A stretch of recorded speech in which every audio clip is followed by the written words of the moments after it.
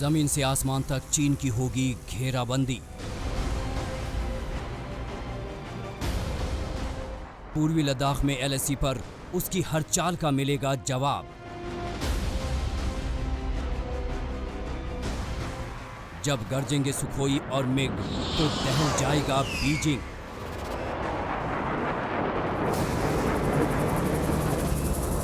Dragon की उखड़ जाएगी सांसें, बिखर जाएगा शी जिनपिंग का सारा प्लान। चीन के नापाक इरादे को फेल करने के लिए रक्षा मंत्रालय ने बनाया है ब्लूप्रिंट। इसके तहत आसमानी ताकत को मिलेगी नई उड़ान। रूस से 33 फाइटर जेट खरीदने को मंजूरी दे दी गई है।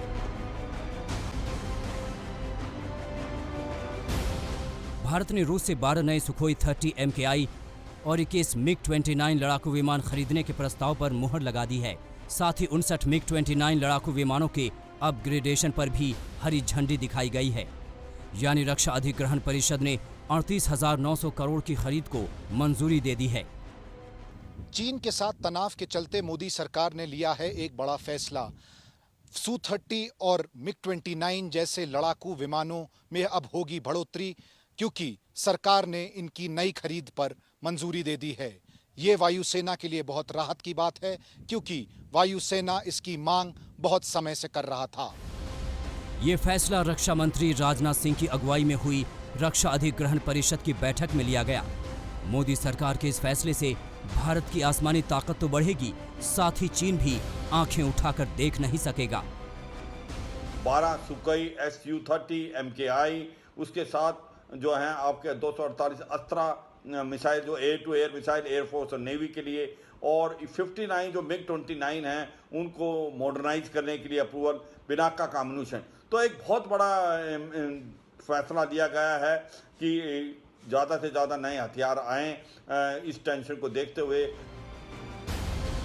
रणनीतिक लिहाज से देखें तो रूस के साथ भारत के रिश्ते बरसों से घनिष्ठ रहे हैं। रूस हर मौसम का साथी है।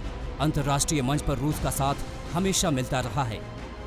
लद्दाख में एलएसी पर चीन के साथ टेंशन के बीच पीएम मोदी और रूस के राष्ट्रपति व्लादिमीर पुतिन से बात हुई। दिल्ली से 4,300 किलोमीटर दूर मॉस्को में फोन घनघनाने लगा। पीएम मोदी ने पुतिन को 2036 तक के लिए राष्ट्रपति चुने जाने की बधाई दी। जीत के बाद पुतिन को फोन मिलाने वाले मोदी पहले ग्लोबल लीडर थे।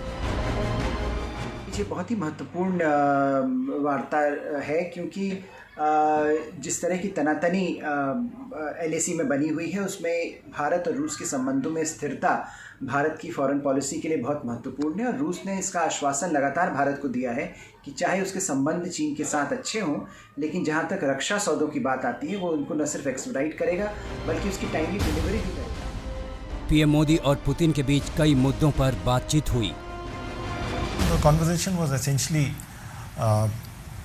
Prime Minister congratulated President Putin on the successful celebrations marking the 75th anniversary of the victory in the Second World War, and he also congratulated President Putin on the successful completion of the vote on constitutional amendments in Russia. This, Prime Minister recalled, is a symbol of the abiding friendship between the peoples of India and Russia. The annual bilateral summit, which is to be held in India later this year, also came up for discussion, and Prime Minister conveyed his keenness to welcome President Putin in India for the bilateral summit.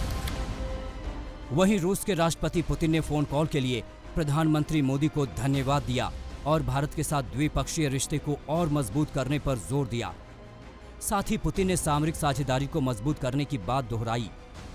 हाल ही में रूस के दौरे पर रक्षा मंत्री राजनाथ सिंह गए थे, जहां उन्होंने मॉस्को के रेड स्क्वायर पर विक्ट्री डे परेड में हिस्सा लिया था।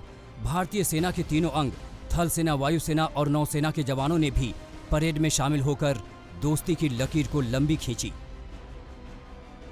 चीन की धोखेबाजी के बीच भारत हर मोर्चे पर मुस्तैदी से जुटा हुआ है।